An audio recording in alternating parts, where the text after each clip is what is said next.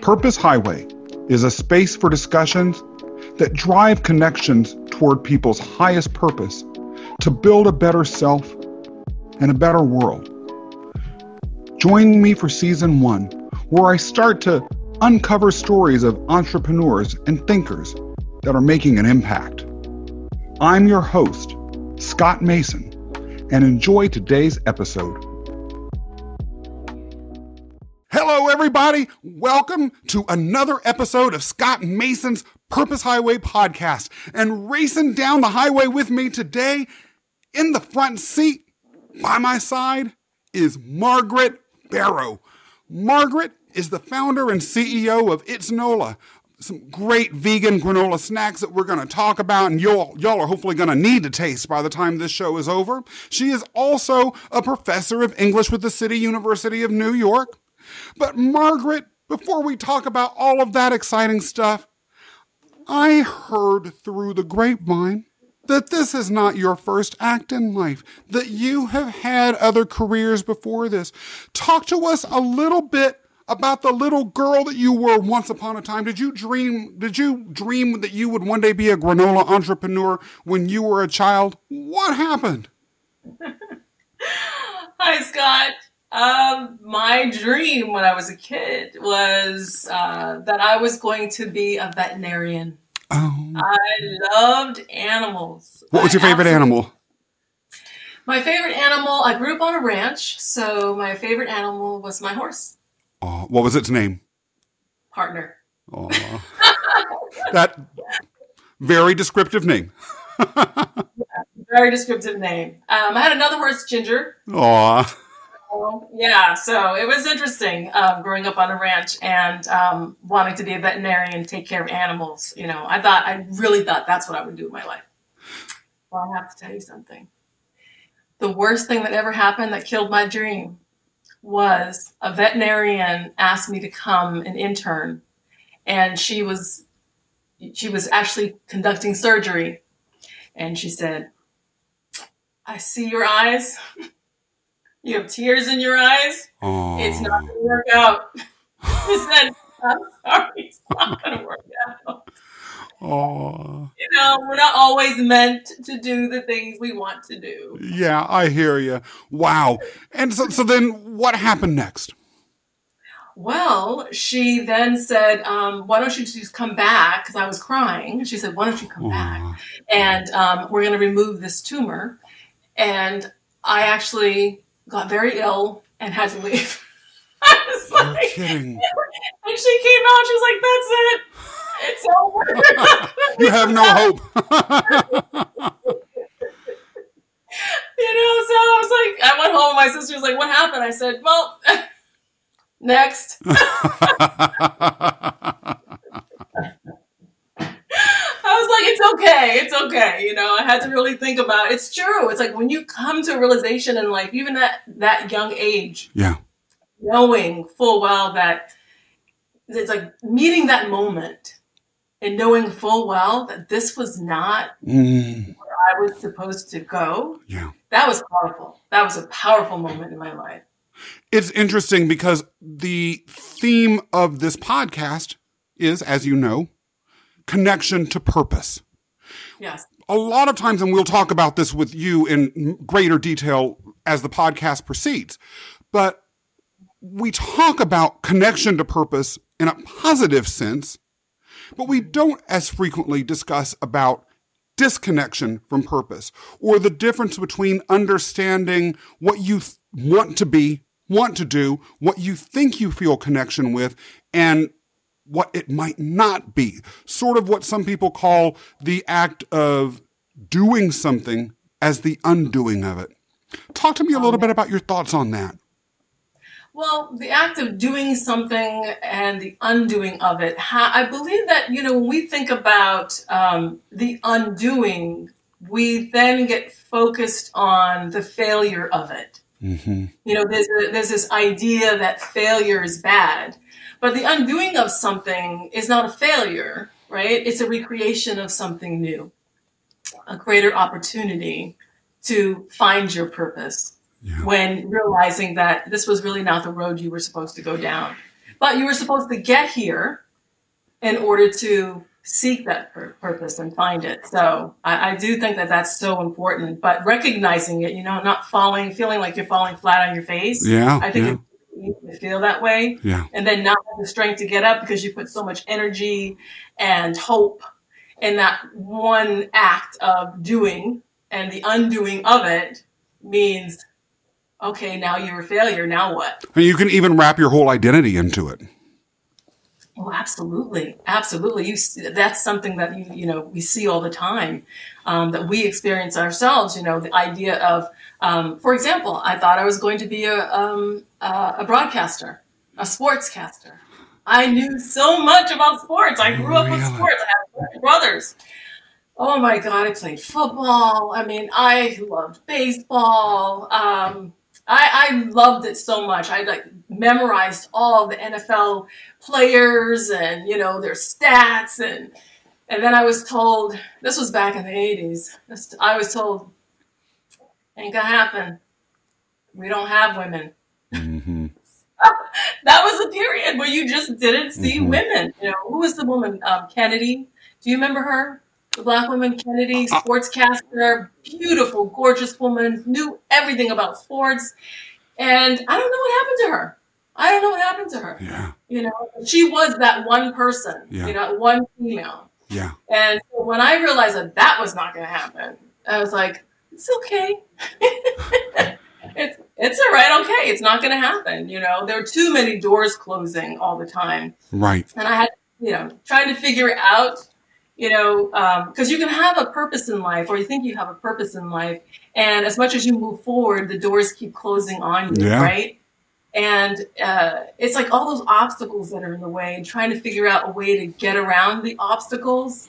Well, society has those obstacles that sometimes you cannot get around. Some people can. Some people can do that. But I think for me, I understood that let me keep moving forward and figure this out. Yeah. So let's talk about then your move from Arizona, because you ain't in Arizona today, Ms. Barrow. Now, are you? I am not in Arizona. I'm in Brooklyn, New York. Yeah, that's keeping it real.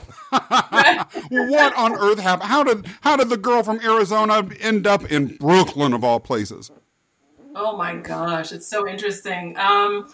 Well, I actually got married when I was 19 and got divorced 4 years later and moved from England to Brooklyn.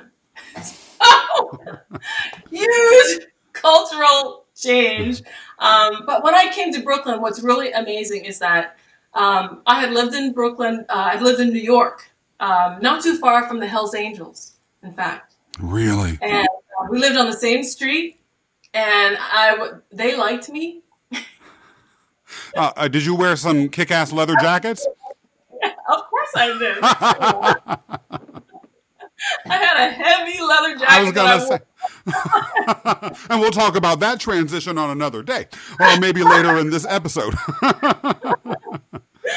So I lived there, and then we moved to England. And then in England, I was a reporter in England for a period there. Mm-hmm.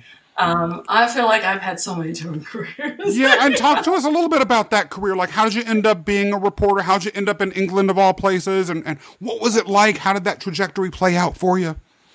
Yeah, and so what's interesting about this is that I was living in New York, in Manhattan. I was my ex-husband at the time was a musician, and so he had a band in New York City.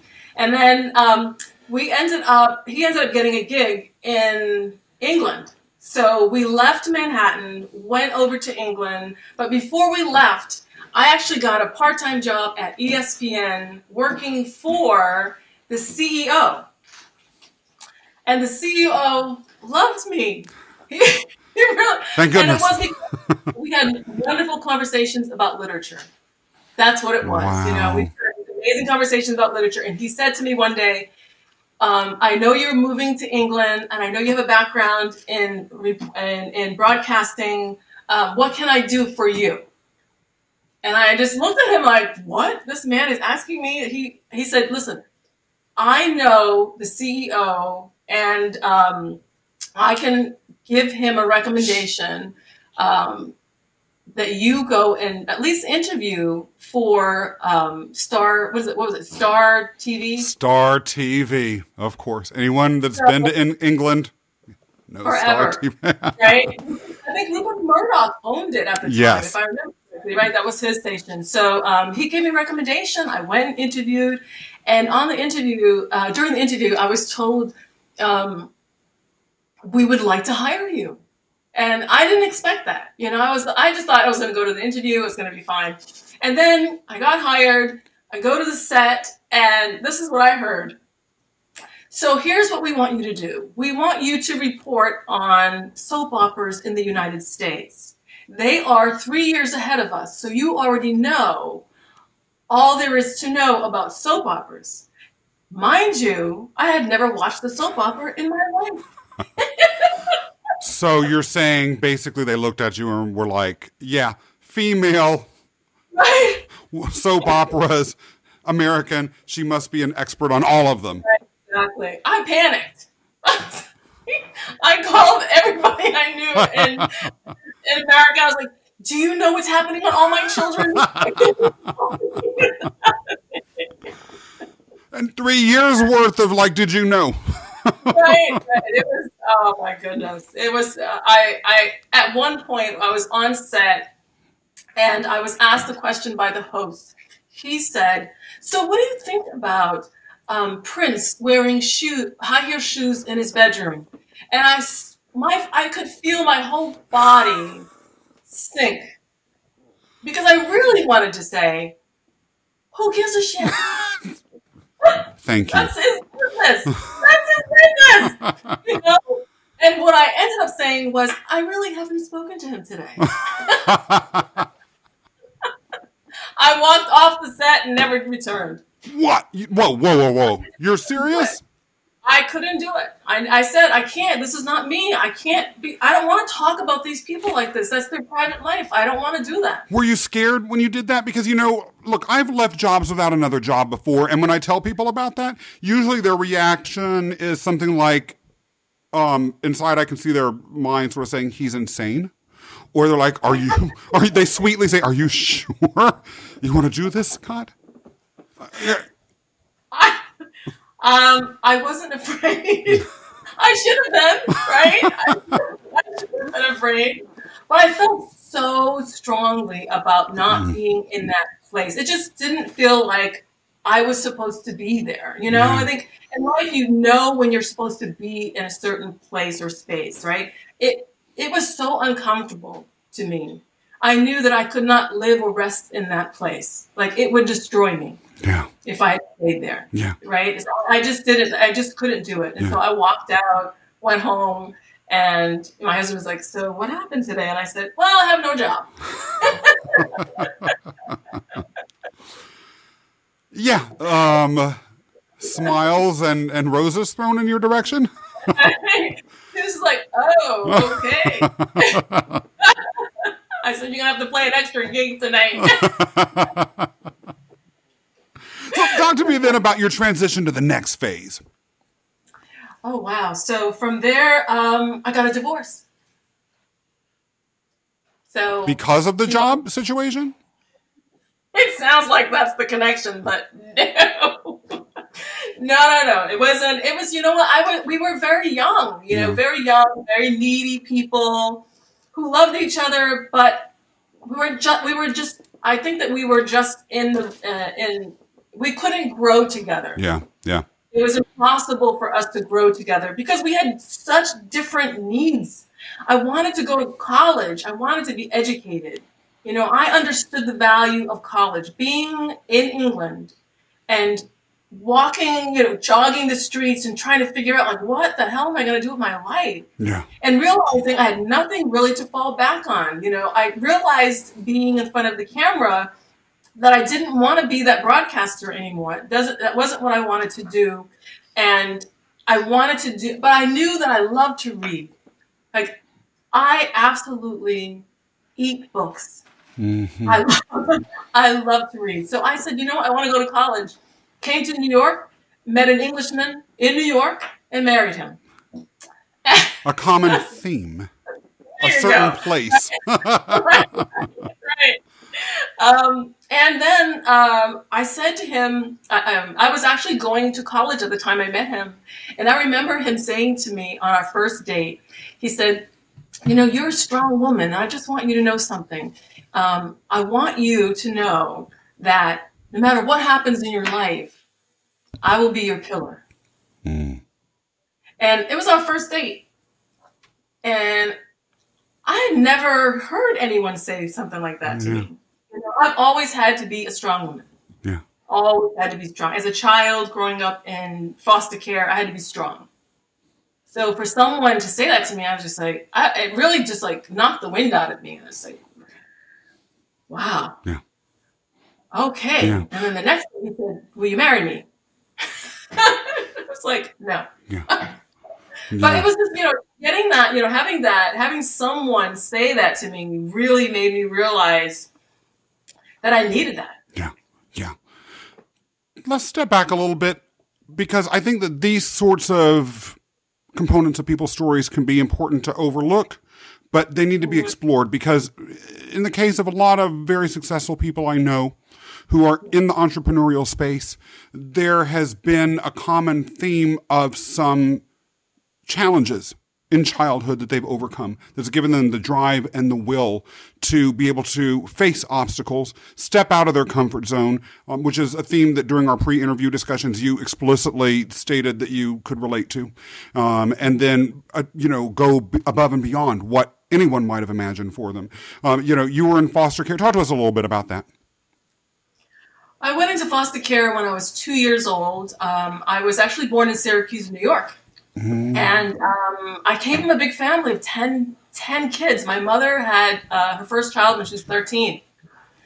So I was her second youngest. Mm-hmm. And she couldn't take care of us. And so the state said, okay, well, we would like to keep 5 of you together. So they searched for someone. They found someone in Massachusetts. Mm-hmm.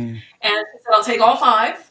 And so we were, transported over to Massachusetts, where we lived in foster care with 100 other children. At least that's what it felt like. Yeah, yeah, I can imagine. Literally a house full of children. Wow. We would go on vacation. There were 19 of us. No, what? Yes. So it was like being in a classroom all the time, just at home. Absolutely. Absolutely. So, but it was, I think a lot of these environments are the way that they are created end up causing so much heartache, because there are certain things that are inevitable in these kinds of environments. Mm-hmm. For example, you have all these children who are mostly not related to each other. Yes. You have young boys going through puberty around little kids, little girls. So there was a lot of horrible things that happened in that house. Mm. And so it was devastating, as a child, to see some things happen to your family members. Mm-hmm. And then, it was difficult. Being in foster care is difficult enough, but being in foster care where there's a lot of violence and abuse, that's something that's very difficult to get over. It takes a long time. Yeah. Do you think it's had a shaping effect on who you become and what your life is? Absolutely. I believe in advocating for people who cannot advocate for themselves. I believe in teaching people to advocate for themselves. I believe in education. I think that I went into teaching because teachers saved me. And I knew that it was a place where you can survive, where you can be taught to survive the world. Yeah. And so, absolutely. Yeah. I can really relate to that. I, had a very difficult upbringing, and one of the things that I think made a huge difference in my life were the appearance via teachers of adults that saw something special in me and took the time and energy to develop me or at least to acknowledge that they saw something special there. And one of the things that I noticed when reading your own bio, and I just know this from our conversations that we've had together, that you are actually quite a massive advocate of mentorship. And one of the things in your current company that I have observed that you do when it came to bringing in your initial staff members was sort of the creation of what it appears, at least on the outside, to be a mentoring staff development pattern. Talk to me a little bit about whether my piecing together of different threads has any accuracy at all, or is it just me talking? And talk to me a little bit about how that through line has played out both in your life in terms of the chronology of it, but also your own development as a human being and as an individual.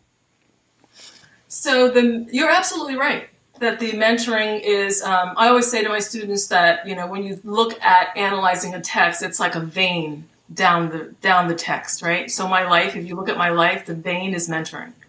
It's right down my life. It started when I was a young kid. My brother's teachers mentored me, which was, I didn't trust them. I didn't trust teachers when I was a kid. But my brother fell in love with these teachers. They fell in love with him. And they just became literally angels in our lives. And I have to tell you, I was just on the phone with one of those teachers last week. Wow. 55 years old. That happened when I was 5.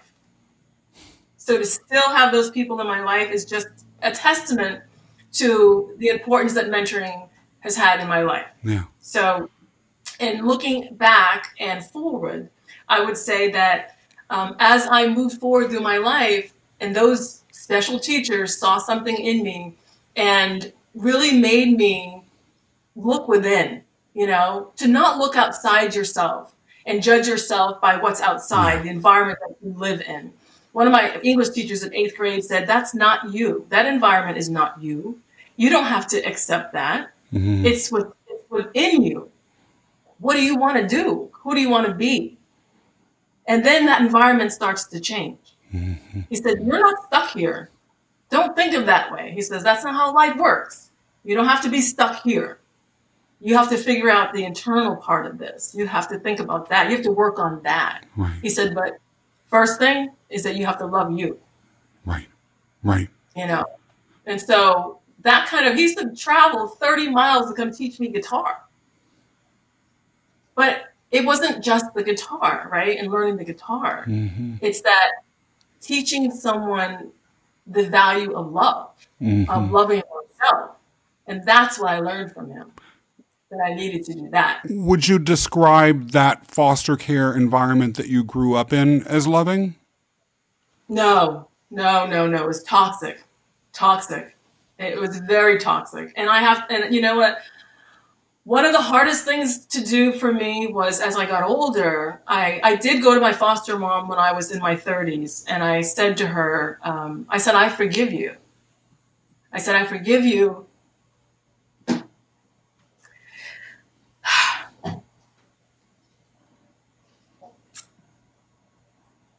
Because I said to her, I forgive you because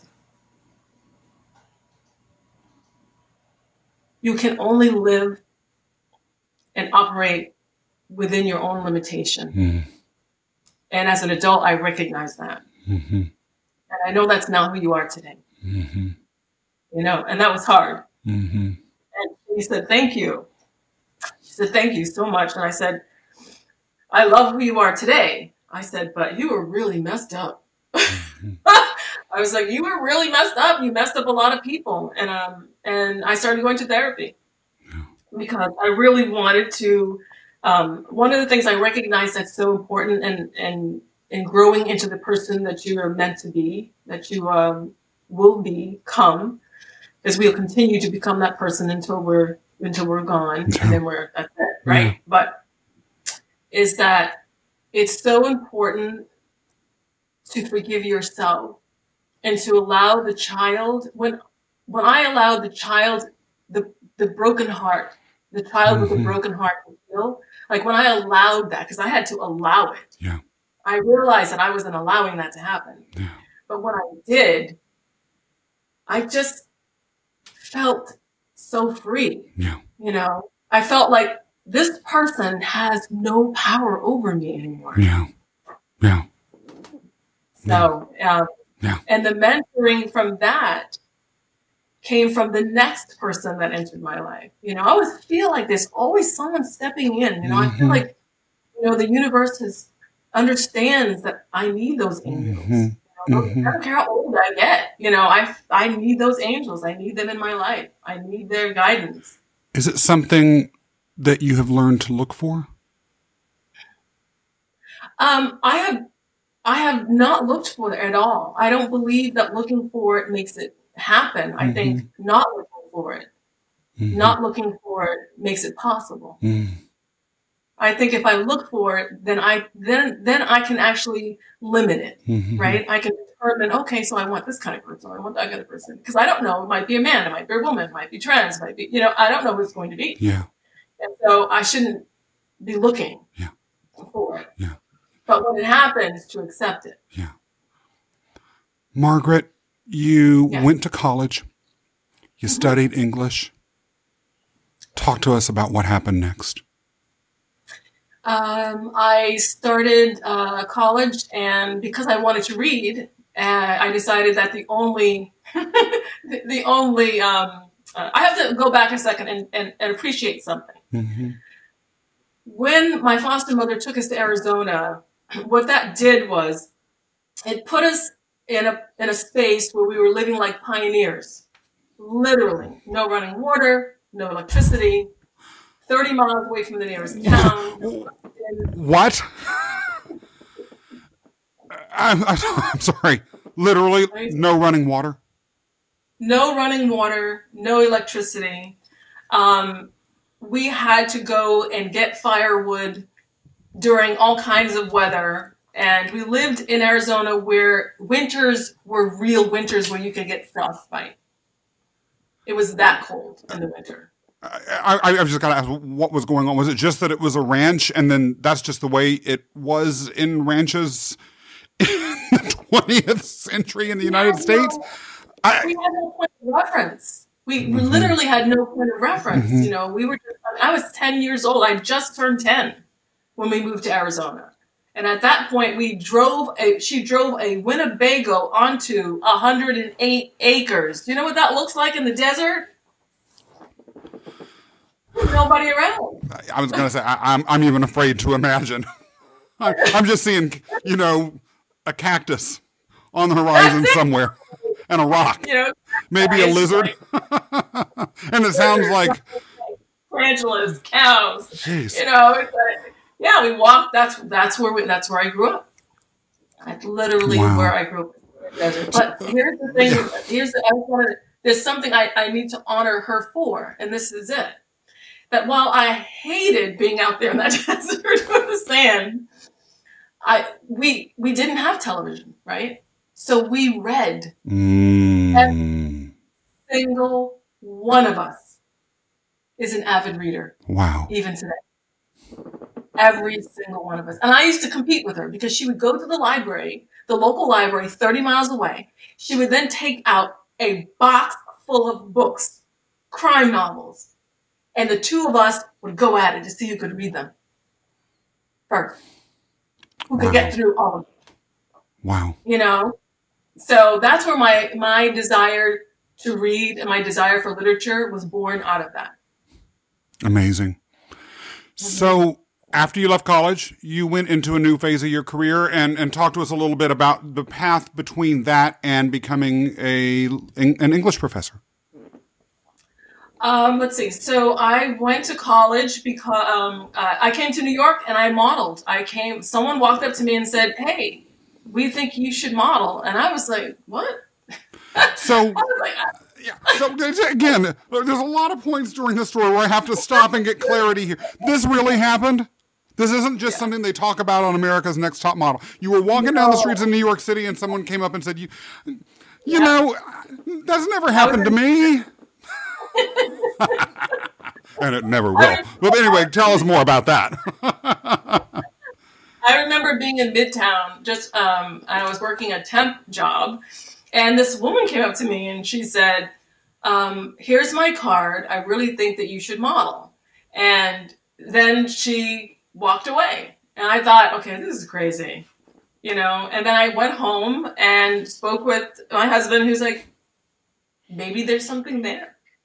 And so I said, okay, I called and they became my agent. I modeled for a while. And while I was modeling, that's when I decided, because when I was modeling, I always brought books with me. So I remember overhearing one of the models say one day, who the hell does she think she is sitting over there reading Sigmund Freud? And it dawned on me. I was like, she's right. Who the hell am I? I need to go to college. And that's what I did. I went to college. I decided, I should be in college, And I love, love, love learning. I love college. I absolutely love college. I always felt that, in all of the engaging classes that I was in, I always came out feeling like I was someone else. Right. Like there was like another layer of knowledge, that I was just like changing who I was inside. Right. Right. Giving me a perspective on the world and myself. Right. Right. So talk to me and tell us the story of It's Nola. Oh my gosh. So I had been teaching at City University of New York at the time it was probably about 20 years, maybe 22 years. 22 years. I had taught at John Jay College, Queens College, and then I settled on teaching the community college because I believe that they need me. The students there need me. Mm-hmm. Why? Why do they need me versus, me going to teach at an Ivy League school? The students at the community college are me. They represent me in my learning phase when I didn't know that I was intelligent. I didn't know that I could do these things. And so this aspect of self-confidence, the lack of it, yes, is so important to learning. It's really hard to see yourself as an intellect, as someone who can move forward if you have no faith in yourself, if you don't see that intelligence in yourself, if you don't have someone to nurture it, Yeah. And so I learned that in college. I learned the importance of that. And Margaret, how old were you when you went to college? Let's see. I went to college when I was 20. I think I was 21. Yeah. Not the traditional age. Not the traditional age. I had gone to a broadcasting college, and coming from someone who, in the country, who has no idea growing up in the country, in the desert, is not something I would recommend. Yeah. Okay? Because there's such a lack of knowledge and understanding of the world. Seriously. So at 21, I knew I wanted to go to a traditional college. I thought I was in a traditional college when I was going to the broadcast school, but it was only later I was like, wait, no, where are all these classes and these disciplines? And so at 21, going into the community college, it just blew my mind. Yeah. It blew my mind wide open being in those classes, Yeah. and understanding that I could do really well. Yeah. Like to me, it was just an affirmation of the person I was going to become. Yeah. That I could do these things. And I was a little hard on myself. I definitely was. I was hard on myself. I had 2 children too. When I first started, I had my bachelor's degree. I had my first daughter, and then I got my master's when I had my second daughter, and then I was encouraged to get a doctoral degree, and I said, "What? I think I'm done." Yeah. And one of the women said to me, "No, you're not." The president of John Jay at the time said, "No, you're not. Wow. Mm-hmm. I see that you can go ahead and get this degree. You're a great teacher." And so I applied to Columbia University, and I got in. Yeah. I was accepted, and I got my doctoral degree. And years later, working at BMCC, I've been mentoring so many students at BMCC, faculty, staff. I absolutely enjoy it. And then I started doing this one thing that I had just it had become a part of something my foster mother taught us as well about food, the sacredness of food. So she would do this thing where every summer we would go to some state. We would travel in this Winnebago with 19 people and go to some state.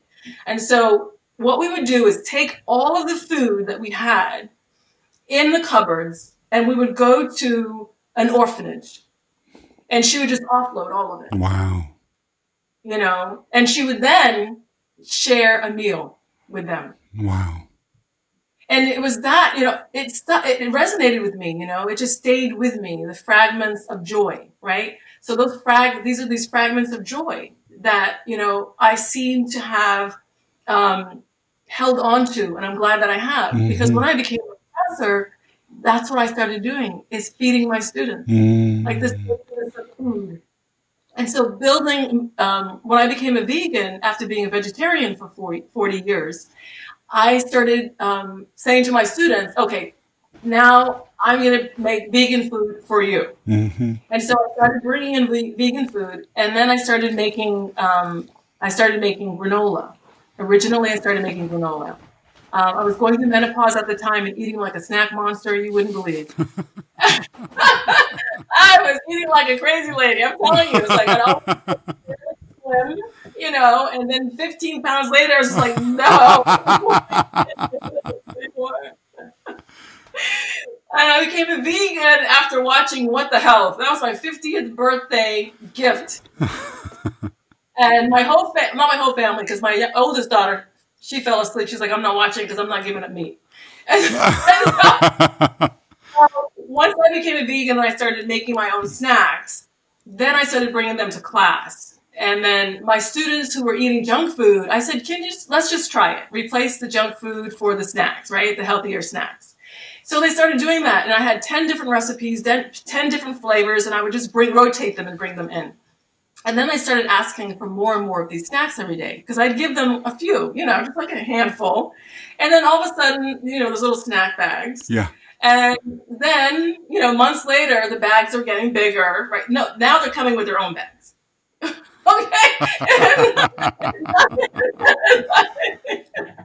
They're like, Professor, you think you can fill this bag up? And I was like, right. They're bringing in big, gigantic hefties. Can I have some more granola, please? I said, what are you doing with these? They're like, Professor, we're sharing them with our friends and we're sharing them with our families. And another woman came up to me one day and she's like, I've been eating these for the last 3 months. I've lost 10 pounds. Wow. I said, what do you mean? She's like, it's the only thing this is what I snack on now. And I said, what? She said, yes, thank you. I never imagined, that would happen or have that impact on someone. But I did understand when I was putting it together, why I was putting it together. I chose those ingredients very carefully. Mm-hmm. Mm-hmm. And then one of the students said to me one day, is it possible for you to give me 4 gallon-sized bags of each flavor? And I looked at him and I was like, what? And I went home to my husband. He's like, no, you're not. Yeah. But I did it anyway. Because he said he was sharing them with his family and friends. Yeah. And then I found out that he and other students were going out into New York City colleges. And one student who was at Rutgers was bringing them to Rutgers University. And they had created these surveys.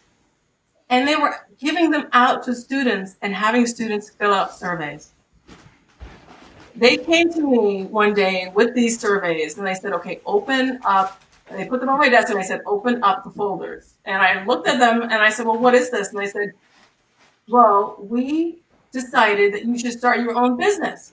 And I was like, you realize I have a job, right? Like, I have a job. I like my job.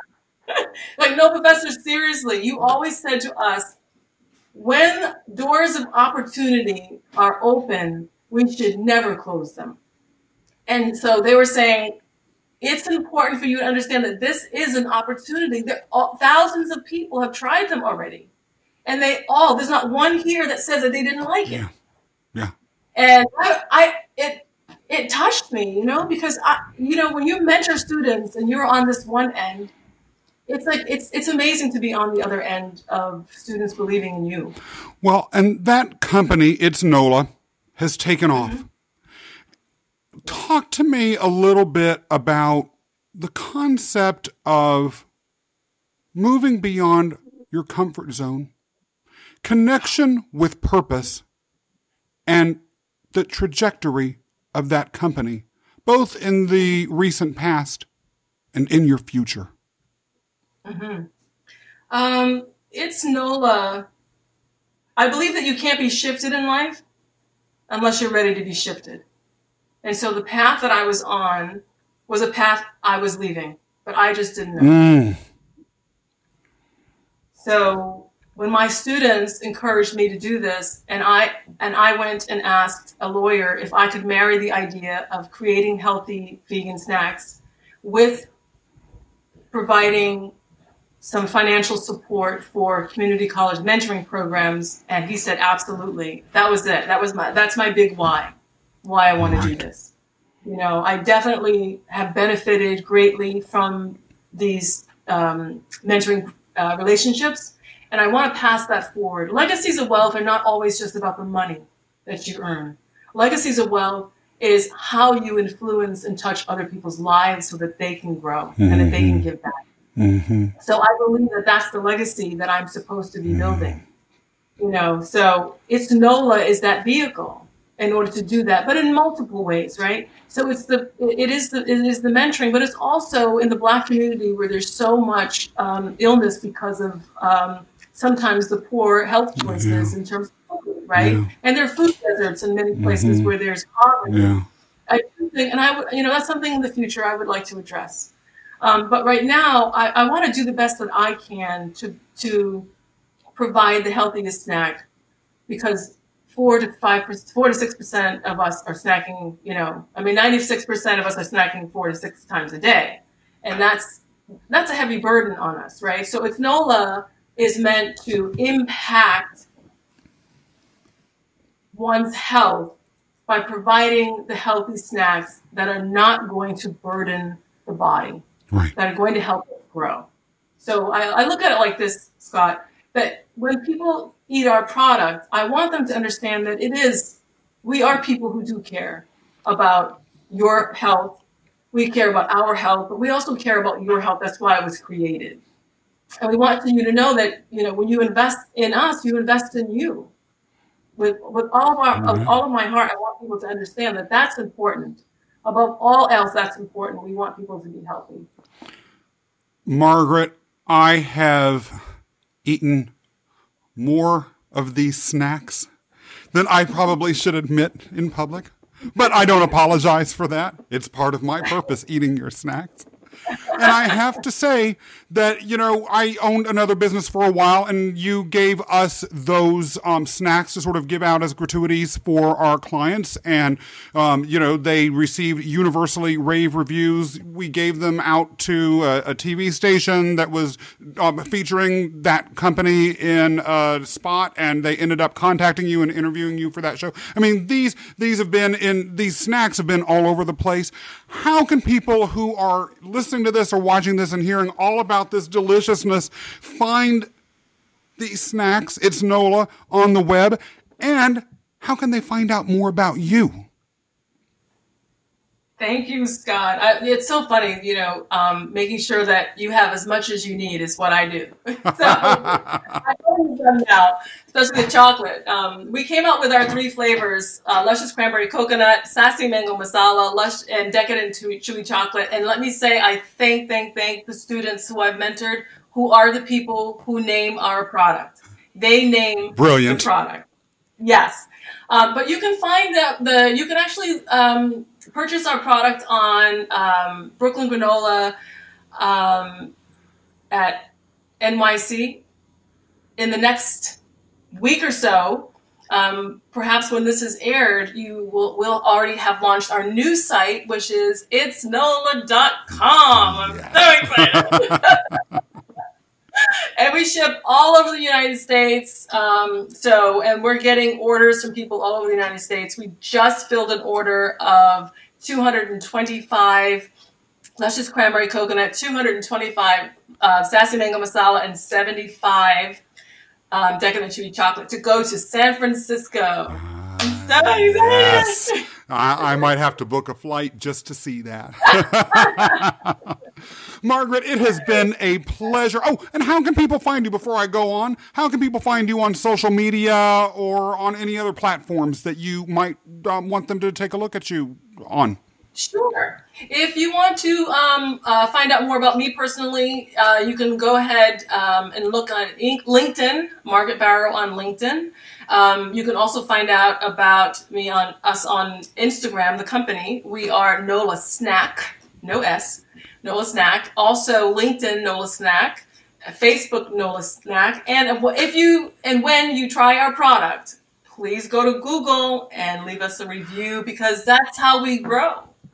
I've got to ask you one other question. Is it true that every now and then you are spotted doing some cooking on a certain social media platform? And where and when can we find this? Oh my gosh. Yes, it's so true. Oh my God. So I have a vegan page called MB Vegan Share. And on It's Nola Snack, every other Sunday, I share my vegan recipes. So I walk you through a recipe, and I'm excited because 75% of the people who buy our snack are not vegans. So it's a snack for everybody. It really is. It really is.